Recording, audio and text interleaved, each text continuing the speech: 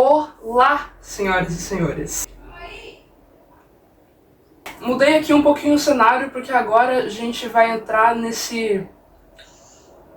eu acho que não dá pra chamar de quadro se não tivermos segunda vez. Hoje eu irei dar os conselhos da tia Niked. Você viu meu vídeo, qual que era o nome do vídeo? Era sobre o medo da mudança. Eu deixei lá no final do vídeo que alguns de vocês, se quisessem, me mandassem suas perguntas, dúvidas ou coisas que gostariam de ver eu falando ou opinando sobre. Nessas 3, 4 semanas aí que se passaram, três pessoinhas me mandaram perguntas, e agora eu vou responder. Embora sejam apenas 3 pessoas que eu vou responder aqui, porque foram as únicas que mandaram, eu ainda tenho uma forte impressão que esse vídeo vai ficar muito longo. Mas vamos lá. Vamos começar com a nossa primeira pergunta. O que você pensa sobre a questão do pensamento generalizado de ter que fazer uma faculdade associada a uma validação acadêmica que é colocada sobre os jovens assim que saem da escola? E o que acha sobre a atual divisão de pensamento do mundo de temos que ser sempre produtivos para virar um ser humano hiperprodutivo, construir o futuro porque senão está perdendo tempo?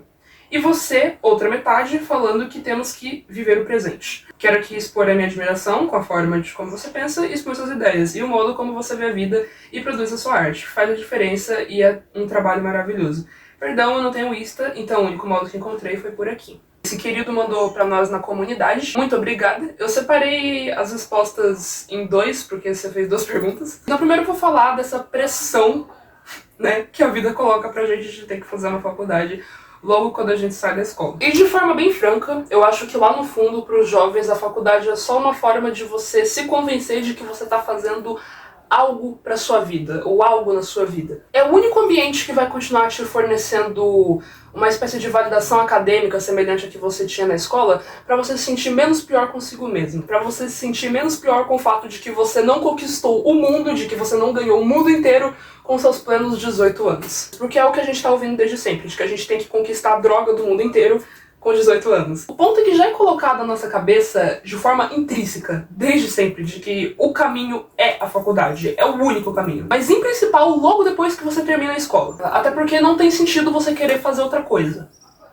a não ser procurar um emprego. Porque quando a gente sai da escola, se já não basta aquela pressão da gente não saber direito o que vai fazer, ainda tem a pressão externa. Então, inegavelmente, se você tá dentro de uma faculdade, não importa qual seja, as pessoas meio que sossegam o facho um pouco, né? Elas param de querer te encher tanto o saco. Então, de certo modo, cara, eu vejo a faculdade como um amortecedor gigantesco do que é você transicionar pra toda aquela rotina, toda aquela vida que você conhecia, de ter uma vida acadêmica, de estar na escola, pra uma realidade, uma atualidade onde você simplesmente não tem mais isso. Não tem mais o ano que vem, não tem mais o próximo ano, não tem mais a próxima sala, as próximas matérias.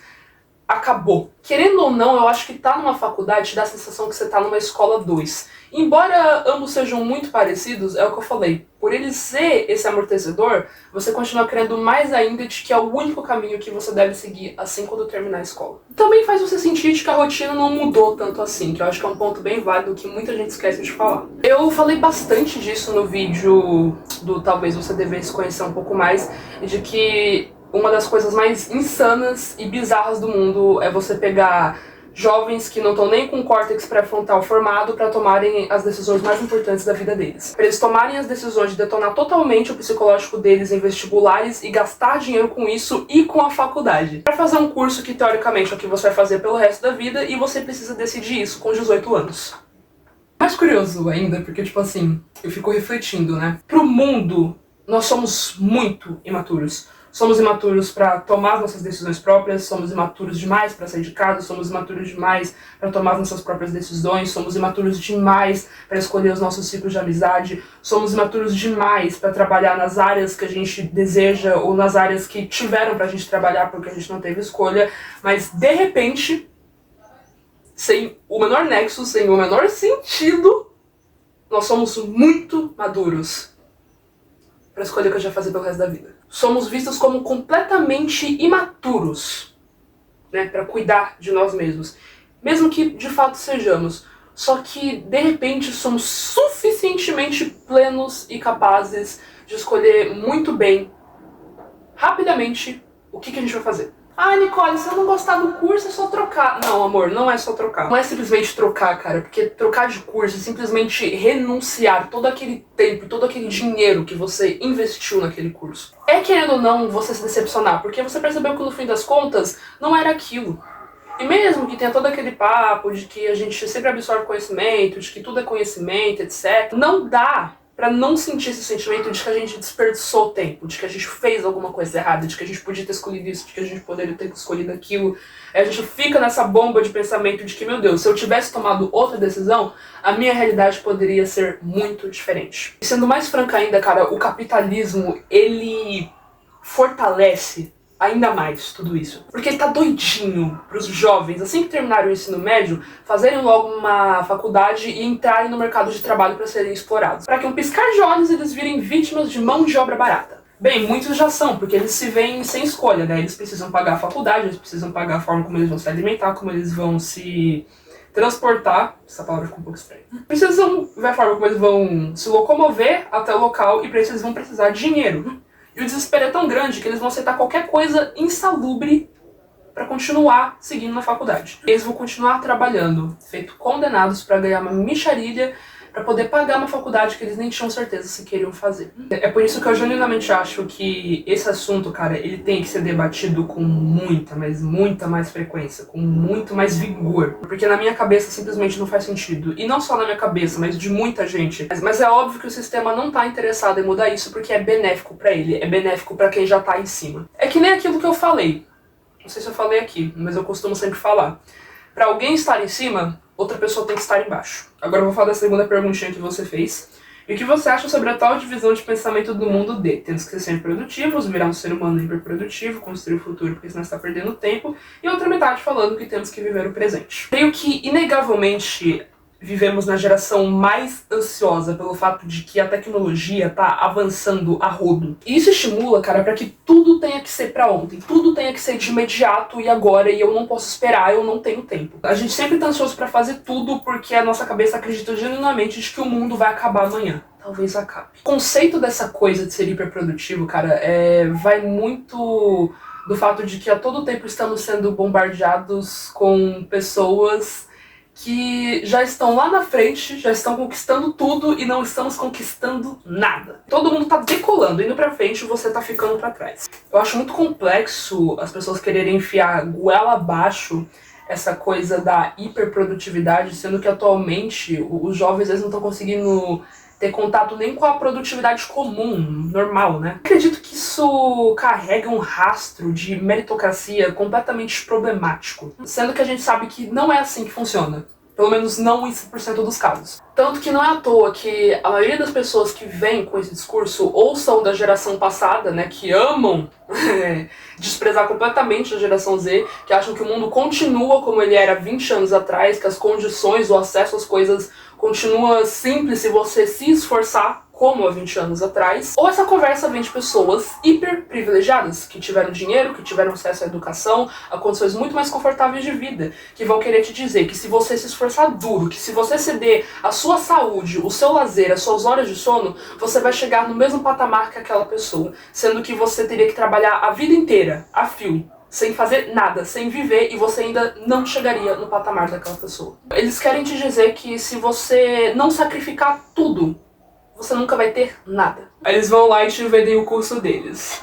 E assim, gente, é óbvio que não dá pra você viver com as pernas pro ar, não dá pra você achar que a vida é um morango. Mas também não tem nexo você querer estipular essa produtividade tóxica. Mas também não é saudável você não pensar no amanhã. Não com uma frequência absurda que a gente pensa, mas é você não ser tão inconsequente. Você não ficar tanto na onda do viva o hoje e você esquece que isso vai gerar consequências que talvez você não consiga lidar depois. Tudo que é em excesso faz mal, por isso que é importante a gente encontrar o equilíbrio disso. Na maior parte do tempo, cara, a gente não vive o presente, porque a prioridade do nosso cérebro é sempre pensar no futuro. E não é só culpa, porque constantemente estamos recebendo informações de que temos que pensar no futuro, de que temos que continuar consumindo, que temos que continuar comprando, que temos que continuar fazendo isso, fazendo aquilo, de que temos que ir atrás e que não podemos nos dar o luxo de ficar parados um segundo sequer. Ou seja, você vive tanto no futuro que no fim das contas você simplesmente não vive. Você não vive, cara. Porque pensa comigo, se você tá sempre vivendo no futuro, então você nunca vai viver o presente. E beleza, você tá lá pensando no futuro. Aí aquele futuro se torna presente. E você não vive ele, porque você tá pensando nos próximos futuros que vão virar presentes. Mas você nunca tá vivendo o presente em si. O futuro vai virando presente e você não tá nem prestando atenção, porque você tá preocupado com os próximos futuros. Mas entendam que viver o agora não é ser inconsequente. Viver o agora significa ter consciência de onde você está, o que você está fazendo, com quem você está falando. Naquele momento apenas. Apenas naquele momento, não no próximo. Viver, cara, não é sacrificar todos os momentos da sua vida em pró do futuro. Viver é perceber que você está construindo um futuro, mas que um dia vai se tornar o presente. Mas isso não te impede de seguir satisfeito com o que tem agora, de se permitir sentir e de ser sentido, porque isso que é realmente importante. Eu acho que quando as pessoas mais velhas falam pra gente que a vida é muito curta, de que a gente tem que aproveitar, é porque muito provavelmente elas desprendem momentos do dia em que elas pensam de que elas deveriam ter se arriscado mais, elas deveriam ter tentado mais. Aquela coisa do e se fica rodeando tanto na cabeça delas que se torna angustiante. Mas é como eu disse, tudo tem que ter um equilíbrio. Eu ainda faço parte daquele time que diz é melhor você se arrepender do que você fez do que aquilo que não fez. Mas isso pra casos quando você tem vontade de fazer uma coisa, mas tipo, você sabe que é de certa forma ingênuo, né? Não vai machucar ninguém e tal. Só que você ainda tá em dúvida, você não sabe o que vai acontecer. Aí eu sou a favor. Agora, sei lá,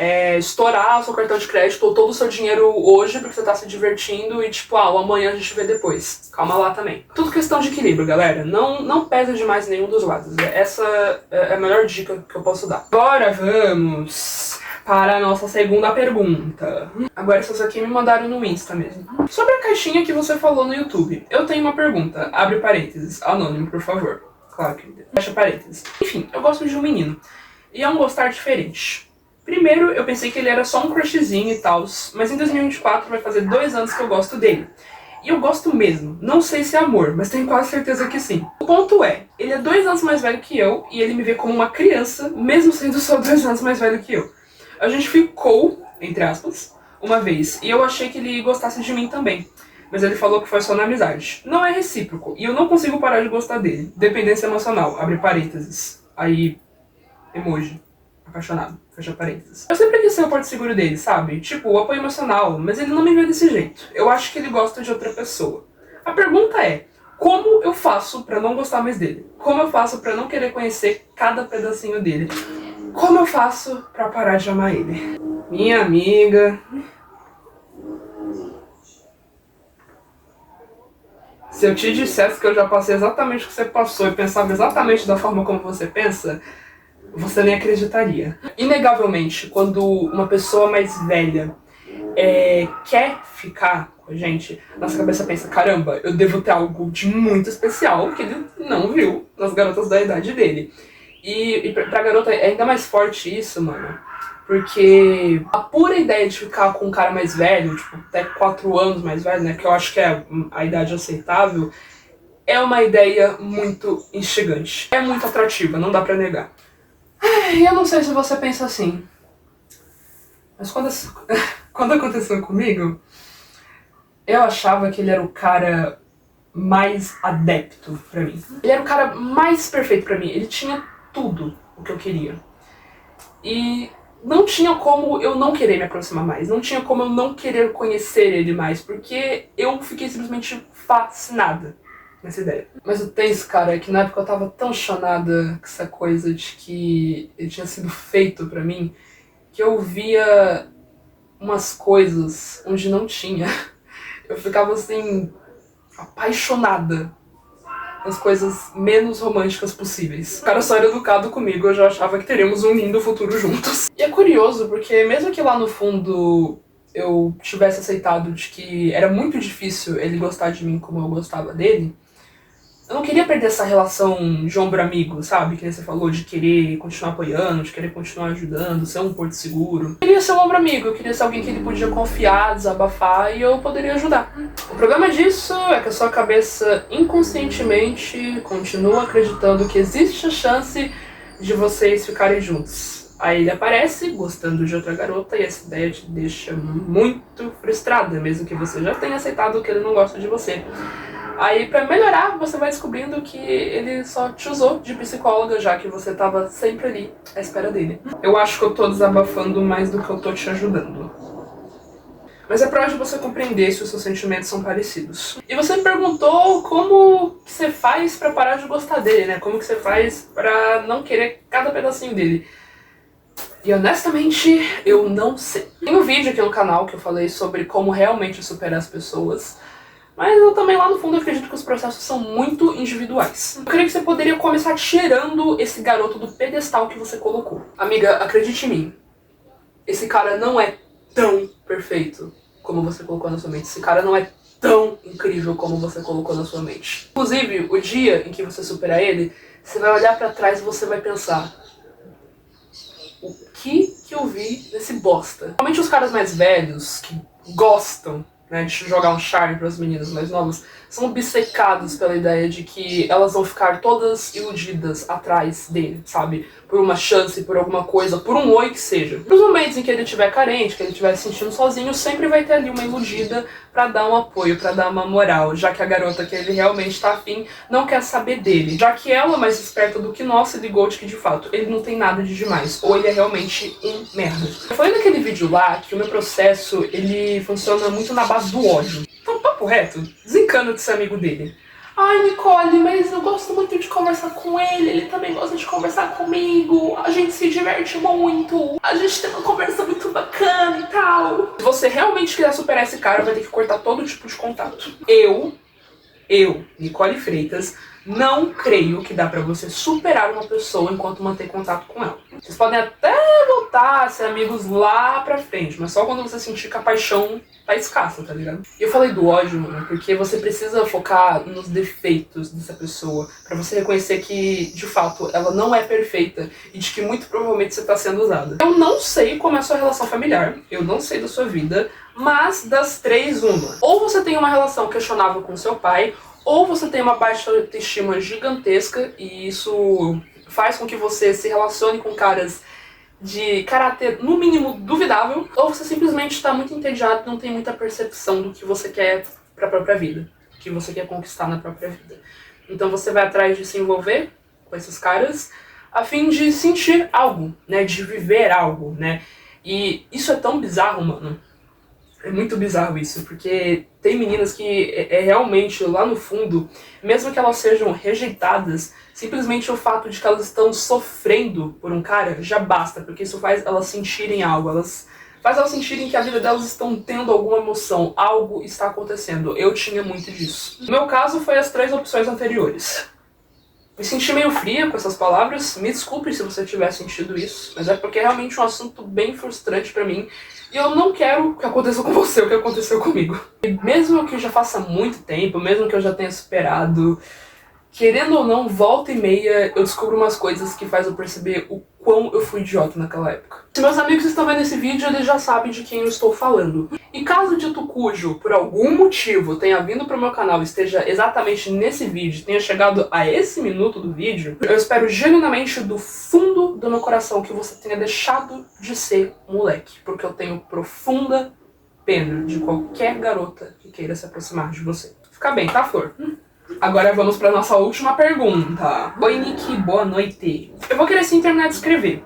Pra quem não entendeu, ela tinha começado a me falar do problema que ela tava passando, só que acho que o Instagram cortou, ela esqueceu de continuar o resto, então eu pedi pra ela continuar. Vou terminar sem escrever, só não vou me estender muito, porque senão eu vou acabar viajando aqui.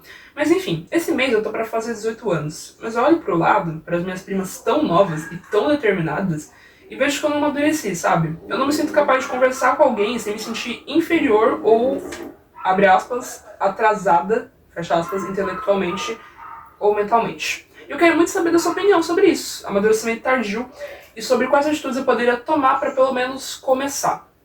Aqui ela também não completou, mas eu acredito que ela quis dizer pra começar a amadurecer, eu diria. Eu entendo muito dessa coisa de amadurecimento tardio, porque eu praticamente passo por isso todos os dias. Eu cheguei exatamente a ter essa pressão dos meus pais, mas às vezes eu via umas farpas da minha família e também percebia no modo de falar, né, de algumas coisas que os meus amigos me diziam. Amigos esses que tinham uma condição de vida não tão confortável quanto a minha. Isso fazia eu perceber que eu era realmente muito ignorante de muita coisa e fazia eu me sentir bem mal também. Porque essas pessoas, por outras condições da vida, precisaram amadurecer mais rápido e fazer eu me sentir uma completa burrinha que não sabia de nada. Eu falei muito desse sentimento no vídeo que eu tava desabafando, né, que era sobre eu não sou uma máquina, mas bem que eu queria ser. Porque, assim, completamente, um dos meus maiores medos é ser ignorante, é não ser madura, o transparecer não ser madura, transparecer não saber das coisas. Eu tenho pavor disso.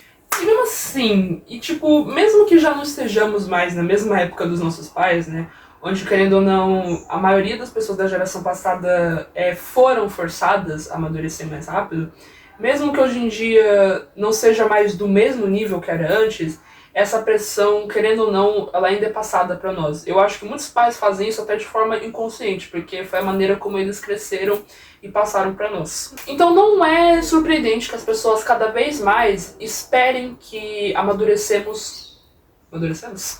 Eu não sei se eu conjuguei esse verbo certo. Não é surpreendente que as pessoas cada vez mais esperam que amadurecemos o mais rápido possível. Só que o contraponto é o seguinte. Como eu disse no vídeo, estamos na era em que mais estamos sendo bombardeados de informações o tempo todo, mesmo contra a nossa vontade. E o problema de não termos o interesse de buscar evoluir intelectualmente, né? Construir nossas opiniões, debater, questionar, buscar aprender, buscar estudar algumas coisas, acaba criando mentes muito fracas, mentes muito vulneráveis, muito facilmente manipuláveis. Por você sentir que o seu conhecimento intelectual é fraco, é baixo, qualquer idiota mais velho pode vir pra você, pagar de bonzão, né, de que sabe tudo, de que entende muito das coisas, falar um monte de abobrinha, você vai olhar para aquilo e você vai pensar, ah, esse cara ele é mais velho, ele é mais maduro do que eu. Então o que ele tá falando deve estar certo, deve fazer sentido.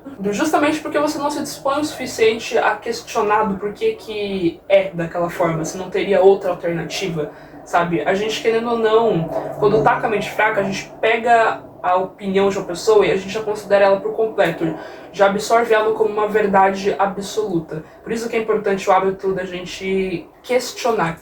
Talvez você não precise necessariamente questionar pra pessoa em si, se você não se sentir confortável, porque acontece bastante, né? Gente que já joga pro lado de que não, você tá me respondendo, você não sabe de nada, né? Você está me desrespeitando. Sendo que não é bem assim, você está apenas com dúvidas e você quer debater sobre isso. Se você não se sentir confortável de fazer isso com aquela pessoa com quem você está tendo essa conversa, busca estudar isso por conta própria, sabe?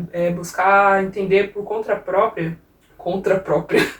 Buscar entender por conta própria porque é daquela forma, entende? Por que assim? Por que funciona desse jeito? Não dá pra ser feito de outra forma? Por que não é feito assim? Mas isso aqui não faz sentido, essas coisas aqui não batem. E, cara, eu não tô falando que você tenha que ser um Albert Einstein, tá ligado? Eu não tô falando que você tem que ser hiper, super madura, também logo com 18. Eu não tô falando que você tem que saber de tudo, de todas as respostas, porque aparentemente todo mundo sabe. Mas você precisa construir sua opinião, cara. Saber defender, argumentar suas teses, saber se impor. O que mais amadurece as pessoas são simplesmente conversas, debates. E mesmo que você esteja conversando com uma pessoa que você sinta que é intelectualmente mais evoluída do que você, não sinta vergonha, mano. Seja humilde consigo mesmo. Aceite a sua ignorância acerca daquele assunto. Até porque já dizia Sócrates, o verdadeiro sábio é aquele que assume a própria ignorância. Busca aprender com essas conversas, sabe? Porque é uma parada que a gente constrói de pouco a pouco, entendeu? Não é da noite pro dia. Sobre o ponto de você ficar mal pensando de que as suas primas tão novas já sabem muito bem o que querem pra vida delas, eu não iria tanto por esse lado. Não desmerecendo a determinação, os objetivos delas, né? Mas você sabe, você tem certeza se elas querem aquilo de fato. Se elas têm certeza daquilo de fato, se elas não estão sofrendo algum tipo de pressão interna ou externa. Você não sabe se pode passar um dia, uns meses, anos, ou talvez até horas, e elas simplesmente decidam mudar completamente a rota, porque elas perceberam que aquilo não era pra elas. Ou seja, elas não tem tanta certeza assim como você pensa que elas têm. E tá tudo bem, porque somos inconstantes. Acontece sim, de algumas pessoas já saberem, né, dizerem que já sabem o que querem pra vida desde cedo. Mas isso não é sinônimo de maturidade. Acredite em mim. Você não é automaticamente maduro quando faz uma faculdade, quando você tem um trabalho ou quando você tem a casa própria. Maturidade vai muito dessa coisa de você entender que você não sabe fazer algo, que você não entende algo ou que você fez algo errado e querer aprender a forma certa pra fazer melhor na próxima vez. É isso que eu penso, sabe? Porque tem muitos estigmas, né, do que é ser uma pessoa madura. Eu enfrento esses estigmas todos os dias também. Um desses estigmas circulam de que a pessoa, sei lá, ela não se veste de jeito infantil, ela não fala de uma forma mais infantil, ela não se envolve em brincadeirinhas, ela não se envolve numa zoeirinha. Que a pessoa madura é aquela que realmente é dona de si, que, né, ela sustenta o próprio teto. Por ela saber o que ela quer da vida, automaticamente ela é muito madura, sendo que não é assim. Pra mim a Pra mim, a maturidade funciona mais sobre a ótica, como você decide enxergar as coisas. Como você decide lidar com as coisas, como você decide absorver as coisas, cara. Maturidade pra mim é isso. Também você não faz as paradas só na emoção, tá ligado? Só na pressão, mas também parar um pouco, pensar, raciocinar, pôr em prática. Pra mim é isso. E é isso, família. Essas foram as 3 perguntinhas aqui que eu respondi pra vocês. Eu espero que para outras pessoas, essas perguntas, essas respostas também tenham sido úteis. Eu falei uma coisa de novo quadro no canal, mas né, só dá pra ser um quadro se caso eu venha a ter mais perguntas. Então eu já deixo aqui no final do vídeo. Se vocês quiserem continuar, se alguém voltar a sentir curiosidade ou vontade de perguntar mais coisa, fiquem à vontade. Eu demorei bastante pra trazer o vídeo porque eu precisei de um tempo pra refletir como que eu iria responder vocês. Porque eu também não queria responder os bagulhos só na emoção, sabe? Eu queria realmente lembrar das coisas que eu penso sobre, das minhas vivências, e trazer isso com veracidade e verdade. É isso, espero que tenham gostado. E tchau. Não vou sair do cenário como eu sempre faço, porque dá muito trabalho descer daqui. Então, tchau!